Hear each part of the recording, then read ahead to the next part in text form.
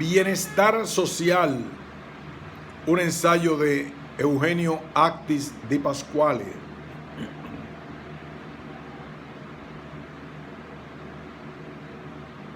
Introducción.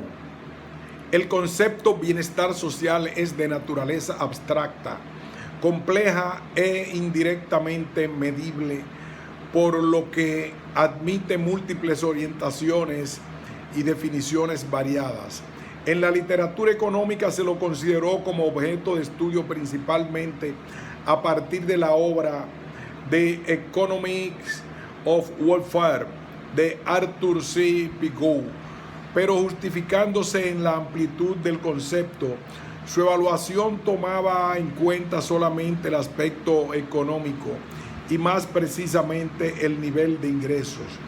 Los estudios que le sucedieron admitían cierta identidad entre crecimiento, desarrollo y bienestar, por lo que argumentaban que el incremento del Producto Nacional se traduciría en una mejora del bienestar para todos.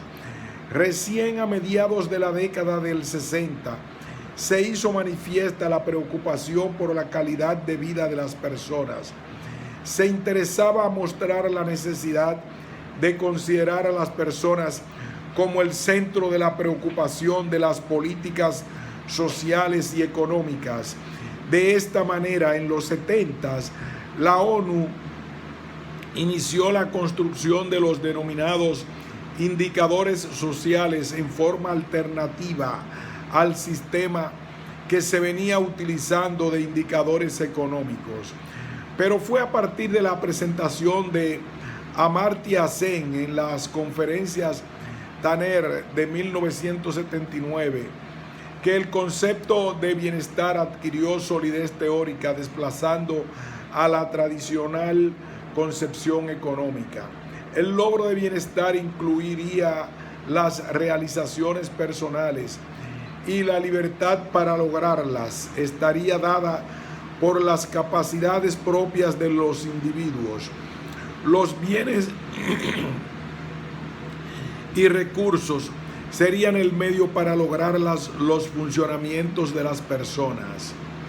A fines de la década del 80, basado en el enfoque seniano, aparece la denominación de desarrollo humano para referirse a la expansión de las libertades reales de que disfrutan los individuos para elegir las cosas que tienen razones para valorar, o la eliminación de las fuentes de privación, pobreza económica, falta de servicios, violación de la libertad.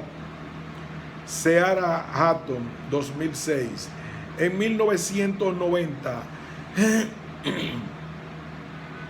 se materializa el Índice de Desarrollo Humano publicado en el Informe Mundial del PNUD. Igualmente, las controversias y las distintas configuraciones del bienestar aún continúan, por lo que a la hora de efectuar una aproximación a la medición existen diferencias en la operacionalización del mismo, donde se agrega una limitante, la falta de datos estadísticos. En el presente trabajo se expone una breve diferenciación teórica del constructo bienestar, examinando las principales corrientes de pensamiento. Luego se realiza un estudio comparativo de 9 índices sintéticos de bienestar social que han sido construidos para distintos medios sociales. Para ello, en primer lugar, se analizan las variables, indicadores y dimensiones de cada caso para poder determinar su validez. A su vez, se cotejan las diferencias en la estandarización y construcción de cada índice. Por último, se destacan sus ventajas y limitaciones. Los resultados obtenidos servirán como base para la confección de un índice aplicado al caso argentino para los últimos 20 años, el cual a su vez orientaría la elaboración de políticas públicas dirigidas a aquellas regiones del país más desfavorecidas. Diferentes conceptualizaciones teórico-filosóficas. La ausencia de consenso en cuanto a la definición del constructo y su evaluación ha ido generando diferentes corrientes de pensamiento. En el habla inglesa existen dos palabras asociadas a las principales vertientes que en el uso común son sinónimas, pero que en la discusión filosófica adquirieron diferentes significados: welfare y well-being. De acuerdo a Nussbaum y Sen, el welfare se refiere al sistema de asistencia social que dio origen al Estado benefactor en el mundo occidental. Abarca por un lado las teorías que postulan como elemento primordial la satisfacción de necesidades o placer utilitaristas, y por otro aquellas que afirman que los bienes, mercancías o recursos que controla una persona son lo importante, reconocidas como teorías objetivas del bienestar. Respecto al well-being, es utilizado por los autores que se alejan de las anteriores concepciones del bienestar y se relaciona más con la condición de persona. Estos autores lo denominan como el bienestar ampliamente definido, es decir, no limitado a la concepción economicista del término, ya que hacen referencia a aspectos como capacidades, oportunidades, ventajas y otros elementos que no son posibles cuantificar. A continuación se desarrollan brevemente los 4 principales abordajes teóricos que se incluyen en estas dos corrientes: la economía del bienestar, el liberalismo igualitario como postura dentro de la filosofía política, el enfoque de las necesidades humanas y el enfoque de las capacidades. El examen no pretende ser exhaustivo, sino procura reconocer las diferencias que existen entre cada una de ellos y al interior de los mismos. La economía del bienestar. Esta rama del pensamiento económico denominada posee como base informacional el utilitarismo benthamiano y parte de los supuestos de la economía neoclásica. Tiene sus orígenes principalmente en la vieja escuela de Pareto y Pigou, dos posturas contrapuestas, pero que dieron inicio a un debate que ha generado un extenso pero heterogéneo, poco preciso e irrealista abordaje teórico. El principal problema que perdura a lo largo de más de 100 años de escritos es la posibilidad de realizar o no las denominadas comparaciones interpersonales de bienestar que, de ser posibles, se traducirían en una redistribución de los ingresos entre los individuos y el consiguiente aumento del bienestar, cuestión que apoyaba el propio Pigou.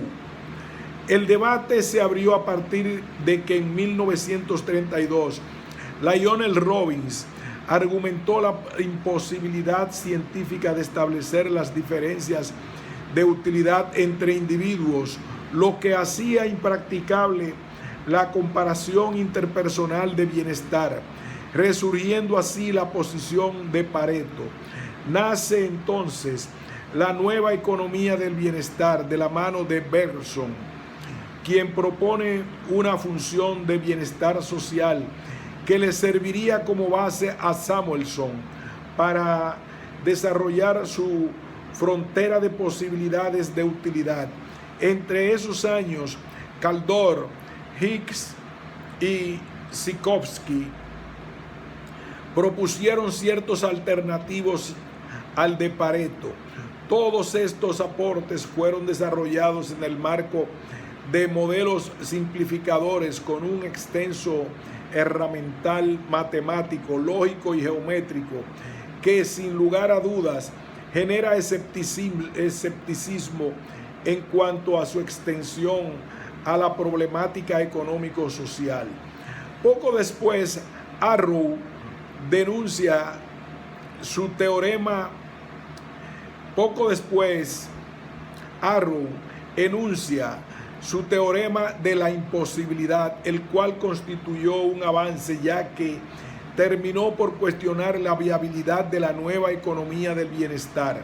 Esta ruptura fue el primer paso a lo que se conoce como teoría de la elección social, Encinar. Luego, Harsanyi trae a colación nuevamente la posibilidad de realizar comparaciones interpersonales y propone la necesidad de un juez neutral que formule ciertos juicios de valor en cuanto al mejor ordenamiento social como solución al planteamiento de Arrow. A manera de síntesis, en la siguiente línea de tiempo se intenta mostrar lo correspondiente a los principales aportes realizados por cada autor en correspondencia con la escuela a la que pertenece. La economía del bienestar, junto con su diversidad de criterios, ha llamado la atención de los críticos. En este sentido, Amartya Sen los objetó por su limitado punto de vista de lo que las personas obtienen de los bienes, dado que se concentran en la reacción mental o actitud y no le prestan atención a aspectos tales como la nutrición de una persona, sino a cuánta utilidad obtiene del consumo de los mismos. Por ello, la utilidad es una guía poco adecuada para la política, dado que si una persona aprendió a vivir en medio de la adversidad y a sonreír valientemente ante ella, no se debe anular su derecho a ser compensado. A su vez, Encinar consideran que el concepto de utilidad en que se basa esta rama de la economía es laxo, dado que se confunden utilidad, preferencias y bienestar a lo largo de toda literatura. El liberalismo igualitario. Dentro de la filosofía política se puede citar los enfoques del liberalismo igualitario de John Rawls y Ronald Dworkin. El primero de ellos publica una teoría de justicia, una obra que intentaba una alternativa a la filosofía moral dominante en pos de la conciliación entre los valores de la libertad y la igualdad para la vida democrática. En oposición a la visión utilitaria, propone la igualdad de bienes primarios. A estos los define como los bienes que se pueden suponer deseables para todo ser humano racional, sean cuales sean los deseos más particulares de tal ser humano, es decir, los bienes que resultan útiles, sea cual sea el plan de vida racional mantenido por una determinada persona concreta y por consiguiente un reparto equitativo entre ellos, es una demanda de justicia. En posteriores revisiones de su obra, los precisa con mayor exactitud en cuanto a definición y contenido. En similar sentido, Dworkin considera a la libertad civil como el centro de la cuestión, argumentando que solo con el ejercicio de la misma se manifiesta su valor moral y para que ello sea posible se deben poseer ciertos recursos personales o intransferibles, tales como salud y talento, que implican capacidades físicas y mentales, como también recursos impersonales o transferibles como el dinero, la tierra, las materias primas, las viviendas y diversos derechos e intereses legales sobre estos tipos de recursos. Tanto los recursos personales como los impersonales deben recibir la atención de la igualdad.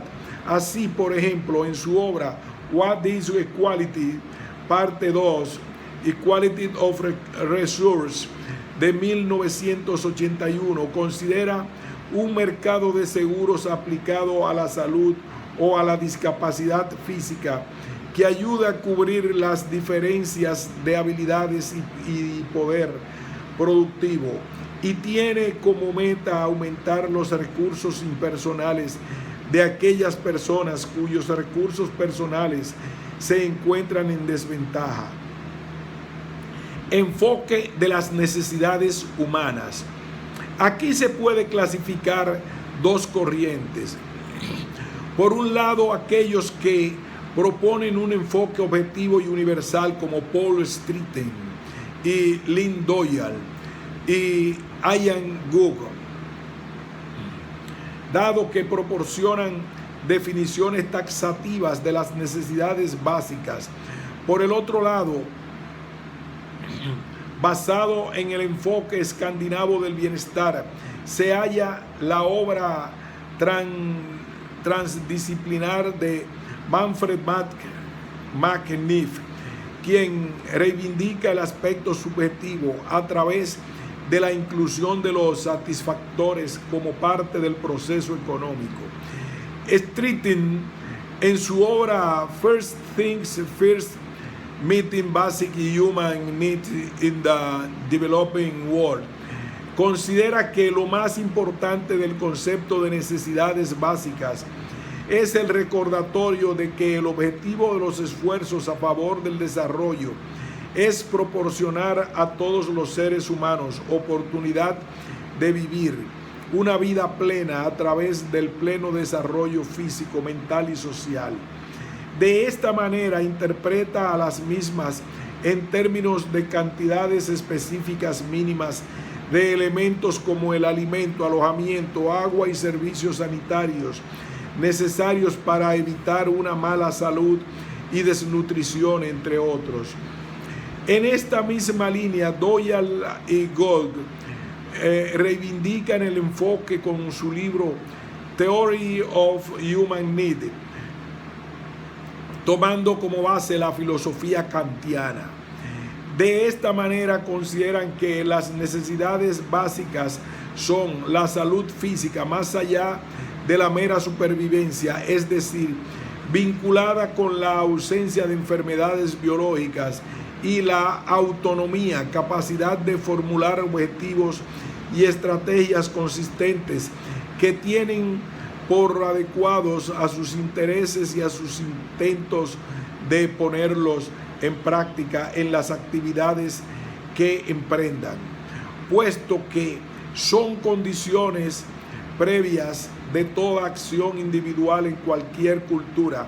Constituyen las necesidades humanas más elementales, aquellas que han de ser satisfechas en cierta medida antes de que los agentes puedan participar de manera efectiva en su forma de vida con el fin de alcanzar cualquier otro objeto que crean valioso. Distinguen las necesidades de los deseos a través del concepto de perjuicios graves, argumentando que las necesidades están instrumentalmente y universalmente ligadas a evitar el grave daño, mientras que los deseos no. En este sentido, las necesidades son objetivas, mientras que los deseos son subjetivos. Por lo tanto, hay ocasiones en que se puede necesitar algo que uno no desea e incluso algo que uno no sabe que existe. A su vez, consideran unas metas de segundo orden que deben alcanzarse para hacer posible la satisfacción de las necesidades básicas. A estas las denominan necesidades intermedias y, según los autores, poseen la propiedad de ser transculturales. Las 11 necesidades intermedias son agua limpia y comida nutritiva, vivienda protectora, ambiente laboral no riesgoso, medio ambiente no riesgoso, cuidado adecuado de la salud, seguridad en la infancia, relaciones primarias significativas: seguridad física, seguridad económica, educación apropiada, parto seguro y cuidado neonatal. De estas se derivan los satisfactores que tienen el carácter de ser relativos a cada cultura y sociedad. Y luego de presentadas estas necesidades intermedias y los satisfactores, Doyle y Gug proponen una serie de indicadores sociales para posibilitar la evaluación social. En otra línea, Max Neff realiza una propuesta teórica de las necesidades humanas como una de las bases del desarrollo a escala humana. Su concepción pone en tela de juicio la definición de economía que se viene difundiendo desde el aporte de Robin en 1932. Argumenta que la tradicional idea acerca de las necesidades humanas, que tienden a ser infinitas, se cambian constantemente y que varían de una cultura a otra, estaría padeciendo de un error conceptual. Esto se debe a que se las confunde con sus satisfactores, es decir, las estrategias desarrolladas por las sociedades con el fin de satisfacer las necesidades. Por lo tanto, las necesidades humanas son finitas y universales, en tanto que los satisfactores son infinitos y socioculturalmente producidos. Las necesidades humanas fundamentales, como las contenidas en el sistema propuesto, son las mismas en todas las culturas y en todos los periodos históricos. Lo que cambia a través del tiempo y de las culturas es la manera o los medios utilizados para la satisfacción de las necesidades.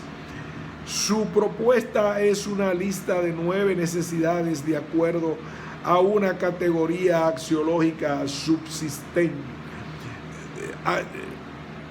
Su propuesta es una lista de 9 necesidades de acuerdo a una categoría axiológica: subsistencia, protección, afecto, entendimiento, participación, ocio, creación, identidad y libertad, cruzadas con 4 necesidades según categorías existenciales: ser, tener, hacer y estar.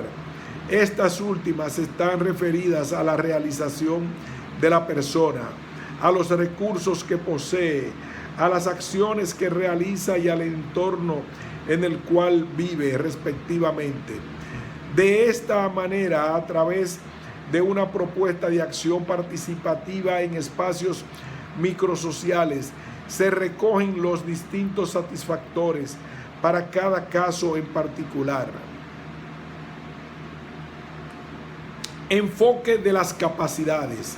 El autor de esta perspectiva es el economista indio Amartya Sen, quien se propone evaluar y valorar el bienestar y la obtención de libertad de una persona. Para Sen, lo importante en el individuo no es su nivel de ingresos, son bienes o recursos que posee o accede, ni tampoco la satisfacción de necesidades básicas, sino lo que consigue realizar con lo que tiene, es decir, aquello que logra hacer o ser realmente. En otras palabras, es un enfoque del bienestar en términos de la habilidad de una persona para hacer actos valiosos. Los dos conceptos claves son el de capacidades, capabilities, y funcionamientos. La primera expresión representa las combinaciones alternativas que una persona puede hacer o ser, es decir, los distintos funcionamientos valiosos que puede lograr, entre los cuales puede elegir una colección. En cambio, los funcionamientos representan las cosas que logra hacer o ser al vivir. Parte del estado de una persona, en particular la libertad del individuo para llevar un tipo de vida u otro.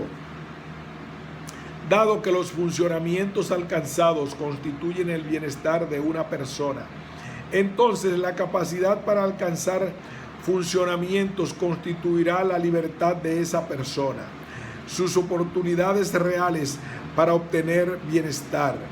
Si bien el autor propone algunos funcionamientos elementales, estar nutrido adecuadamente, tener buena salud, buena vivienda, etc., y otros complejos, ser feliz, alcanzar la autodignidad, integrarse socialmente, en ninguna de sus obras enuncia un listado completo.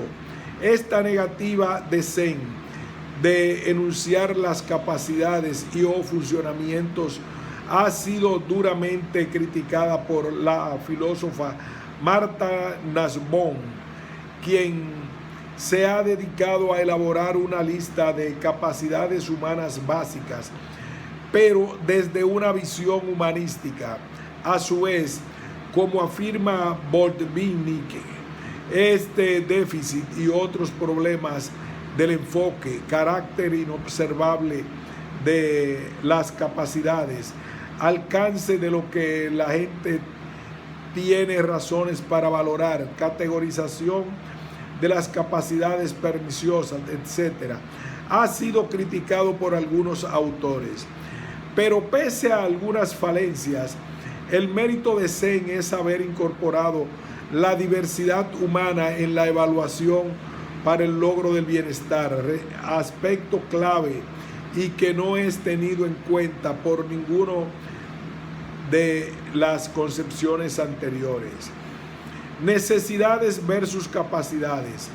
Como se puede observar, el amplio abanico de concepciones del bienestar nos ubica en la difícil situación de decidir la métrica más acertada para la evaluación social. Sin lugar a dudas, el enfoque más completo en cuanto a la consideración de los fines humanos es el enfoque de Zen, pero son obvias las dificultades en operacionalizar el concepto de capacidades. Por otro lado, el enfoque de las necesidades humanas aparece como una forma plausible de medir los requerimientos básicos, pero el enfoque ha sido criticado por poner el acento en los bienes y llegar a una situación que Zen denomina fetichismo de los productos primarios. Para él, estos no son más que medios para la obtención de fines funcionamientos. Por lo tanto, el valor del nivel de vida radica en cómo se vive, no en la posesión de bienes. En este sentido, y tratando de ensamblar ambas visiones, Meghnad Desai realizó en 1990 una operacionalización del enfoque de las capacidades, pero introduciendo como nivel intermedio a las necesidades. Desai, 2003. Es decir, elabora una lista de interrelaciones entre bienes, características de los bienes, necesidades y capacidades correalizables, lo que significa que si una de ellas no se realiza, no podría darse ningún sentido al nivel de vida. Por ejemplo, la capacidad de mantenerse vivo y ser longevo genera necesidades de alimentación, vivienda adecuada, atención médica, las cuales deben ser satisfechas por las diversas características: nutrición, estabilidad de la estructura, facilidad de acceso, etcétera, que poseen los bienes, alimentos, vivienda, servicios médicos, etcétera. A su vez, estos bienes poseen otras características que cubren otras necesidades que genera otra capacidad. Pero el autor reconoce algunos obstáculos al momento de realizar la valoración social. En primer lugar, como se mencionó anteriormente, el espacio de las capacidades no es uno en el que se pueda realizar valoraciones. Solamente en el caso en que están aseguradas dichas capacidades, la valoración se puede realizar en el espacio de los bienes y así poseer validez moral. Por lo que para Desai, las dificultades aún se presentan en el que evaluar para medir el bienestar. Considero que el error del autor es centrarse en las capacidades y no en los funcionamientos, ya que los primeros quedarían en el modelo teórico de Zen y los últimos serían la opción más correcta para efectuar la evaluación social en la práctica. Otra dificultad estaría en que la formalización de este enfoque y el de Zen están elaborados a nivel individual. Hasta cierto punto puede no ser posible obtener información sobre las características personales de cada individuo y calcular con ellas el costo individual de los recursos requeridos para mantenerse vivo, por lo que Deci plantea la opción de utilizar los indicadores sociales, pero para que sean relevantes deben estar lo más desglosados posibles por edad, género y lugar de residencia. En el caso de la capacidad más elemental de mantenerse vivo y en buen estado de salud, las tasas de mortalidad infantil, la esperanza de vida, la ausencia de morbilidad son indicadores significativos para aproximarse a la misma. Por lo tanto, el uso de indicadores sociales aparece como la opción indicada para realizar la valoración del bienestar social y de acuerdo a lo expuesto por los logros de bienestar, los que habría que evaluar, es decir, las realizaciones o funcionamientos. Pero antes de pasar a analizar los diferentes casos de medición, resulta pertinente destacar las diferencias en la operacionalización del bienestar social y de la calidad de vida, dado que ambos conceptos son tomados generalmente como sinónimos. Diferencias operacionales entre bienestar social y calidad de vida. Ambos conceptos se encuentran derivados de las teorías del bienestar, por lo que en muchas ocasiones puede aparecer como sinónimos. De hecho, la caracterización que realizan Fels y Perry para la calidad de vida se puede asociar directamente a los estudios de bienestar social, pero como afirma Tonon, con el transcurso del tiempo ambos conceptos se fueron diferenciando operacionalmente, mientras que la calidad de vida se orientó hacia los denominados componentes psicosociales. El bienestar social lo hizo a través de los aspectos objetivos, por lo que al finalizar la década del 80, la ruptura entre ambos fue completa. Para lograr un cierto consenso, la Organización Mundial de la Salud en 1994 define la calidad de vida como la percepción que tiene un individuo de su situación en la vida, dentro del contexto cultural y de valores en que vive, y en relación con sus objetivos, expectativas, valores e intereses. Se trata de un concepto muy amplio que está influido por la salud física de la persona, su estado psicológico, su nivel de independencia, sus relaciones sociales, así como su relación con los elementos esenciales de su entorno. Es decir, la calidad de vida se centró en un abordaje psicosocial de la situación, ya que trata aspectos objetivos y subjetivos al mismo tiempo. Y con respecto a este último, incluye la satisfacción como parte también la importancia que el individuo le asigna a la misma.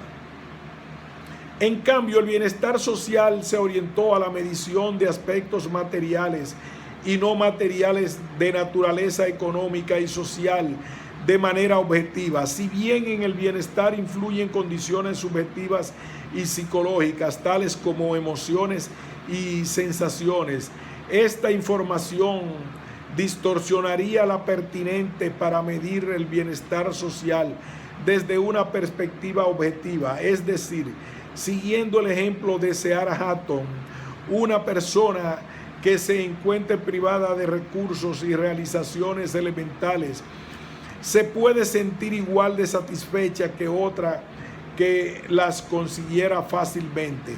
Ambos pueden estar acostumbrados a su situación, pero sin lugar a dudas, la segunda persona tendrá una mayor capacidad para elegir un mejor nivel de vida. Por lo tanto, para aproximarse objetivamente a la medición del bienestar social, se utilizan los denominados indicadores sociales, presentados en forma desagregada.